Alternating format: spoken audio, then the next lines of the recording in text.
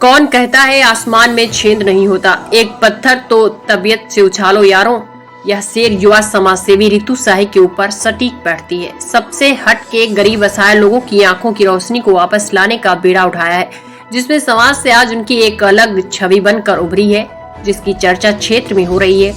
श्री रणछोड़ दास बापू charitable hospital Rajkot Gujarat की जो संस्था है, पूरे भारत में सामाजिक कार्यों के लिए जानी जाती है, जिसको अपने प्रयास से गरीब असहाय लोगों की आंखों की समस्याओं को देखते हुए निःशुल्क मोतियाबिंद शिविर दिनांक 15 दिसंबर से 15 मार्च के लिए अपने निजी स्कूल एसटी मेमोरियल महाविद्यालय नौतन शाही बरियारपुर में लगाया गया है, जिसमें अब तक करीब 1200 लोगों को मोतियाबिंद का सफलतापूर्वक ऑपरेशन हो चुका है, जो क्षेत्र में चर्चा का विषय बना हुआ है। जब इसको लेकर रितु साही से बात की गई तो उनका कहना था कि इस तरह के आयोजन से ही हमें काफी सुकून मिलता है। मेरे द्वारा क्षेत्र में गरीबों की मदद करने की कोशिश की जाती है, जिसमें इस ठंड में गरीबों को कंबल बांटना भी शामिल है। इस नेत्र शिविर में सभी लोगों का ऑपरेशन व ऑपरेशन का सारा खर्चा निःशुल्क है। अपने लोगों की मदद के लिए करने के लिए मैं हमेशा प्रयासरत रहती हूँ। ये अपने लोगों को मदद करने के लिए एक छोटा सा प्रयास है। देवरिया जनपद से त्रिभुवन कुमार त्रिपाठी की रिपोर्ट।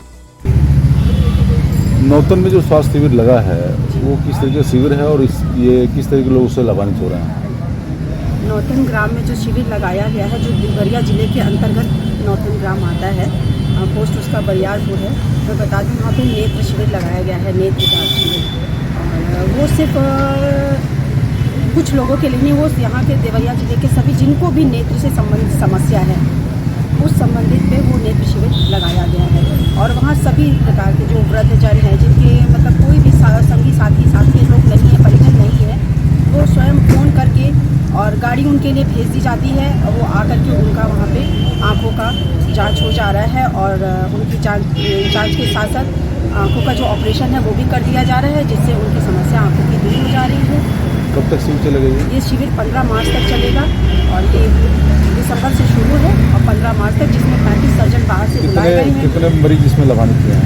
इसमें अभी 1170 मरीज लाभान्वित हुए हैं और जो हमारे डॉक्टर्स की टीम आई है वो 35 के करीब डॉक्टर की टीम आई है, जो नेत्र सर्जन बहुत स्पेशलिस्ट है और कोई भी समस्या आंखों की कैसी भी समस्या है वो सभी प्रकार की समस्याओं को दूर करने के लिए शिविर है। महिला सशक्तिकरण को लेकर काफ़ी आप जागरूक हैं, तो इस शिविर से और सशक्तिकरण में क्या मतलब अंतर है और क्या लाभ मिला है?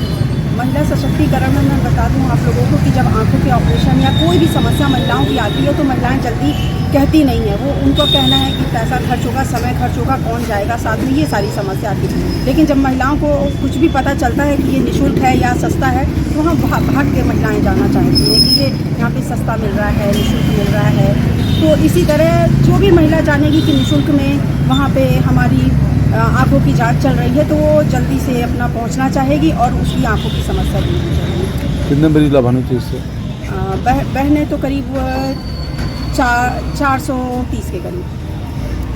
कुल कितने मरीजों की अभी तक जांच हो चुकी है, ऑपरेशन हो चुका है? कुल 1170 मरीजों की जांच हो चुकी है और ऑपरेशन हो चुके हैं और ऑपरेशन के बाद जो स्वस्थ हो रहे हैं उनको एक कंबल और महिलाओं को एक साड़ी और 100 रुपये अगर किराया लगा के आते तो 100 रुपये और थोड़ा बहुत राशन भी उनको मुफ्त दिया जा रहा है। सामाजिक कार्यों में आप बढ़ चढ़ के हिस्सा लेती हैं, जिसमें कंबल वितरण और भी अन्य प्रकार के कार्य हैं। इस कार्य को करने की रुचि कैसे पैदा हुई, किसको प्रेरणास्रोत मानती हैं आप? आपको मैं बता दूं कि समाज सेवा करना बचपन से हमारा शौक़ था और हमारे ससुर जी वो भी बहुत समाज सेवी रहे, मेरे पिताजी वो भी बहुत समाज सेवी रहे।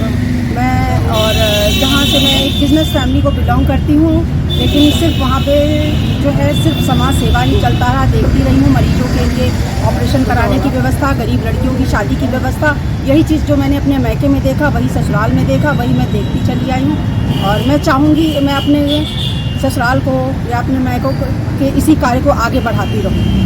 तमाम ऐसे कार्यों में कठिनाइयाँ उत्पन्न होती हैं, इन कठिनाइयों से कैसे आप उबर पा रहे हैं?